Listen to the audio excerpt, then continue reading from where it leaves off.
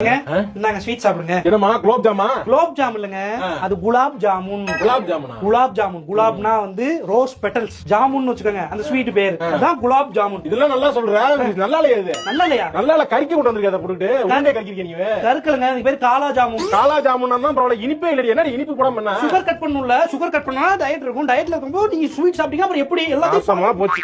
சரி ரைட் விடு. என்ன வேணாம், இது வேணாம். இது வேணாமா உங்களுக்கு? என்ன இது முறுக்க புளிஞ்சிட்ட மாதிரி, இது சேமியா வறுத்தெடுத்த மாதிரி இருக்கு. என்னது சேமியா கிடையாது, குனாஃபா. குனாஃபாவா? குனாஃபா இல்லங்க, குனாஃபா. அது குனாஃபாவா? ஸ்வீட். அது இதுக்கு தீபாவளிக்கு என்ன சம்பந்தம்? எது குனாஃபாலாம் செஞ்சுக்கிட்டு இருக்க நீ இப்ப? என்ன இதுக்கு எப்படி சொல்றீங்க?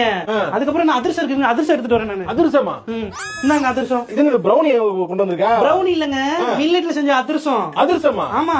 இந்த கையில இருக்க கரியர் இருக்குது. லைட்டா டார்க் ஆயிடுச்சு. இப்போ என்னங்க டயட்டுக்காக நான் பண்ணேன், உங்க கை எஃபோர்ட்ஸ் எடுத்து பண்றீங்க. பாராட்டலனா கூட பரவாயில்ல, குறையா சொல்லிக்கிட்டே இருக்கீங்க. வேற எதுவும் பண்ணல. முறுக்கு இருக்குல்ல, முறுக்கு நேத்தே பார்த்தேன், முறுக்கு கம்பி மாதிரில இருக்கு. அதை உடைக்க சுத்தில இருந்து உடைக்க முடியல.